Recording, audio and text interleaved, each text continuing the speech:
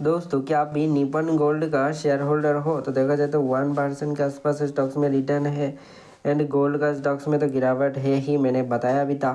ठीक है, गोल्ड का हर एक ETF में थोड़ा बहुत डाउनफॉल है क्योंकि गोल्ड में थोड़ा बहुत करेक्शन दिख रहा है।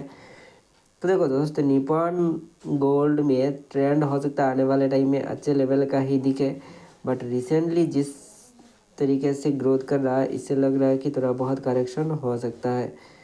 देखा 5 डेज़ के अंदर भी 2% के आसपास नेगेटिव रिटर्न है। ठीक है, तो दोस्त क्या अभी निपॉन यहाँ पर गोल्ड वीज में ही इन्वेस्टेड हो या फिर कोई अनदर गोल्ड वीज में ETF में इन्वेस्टेड हो, कमेंट करना ज़रूर।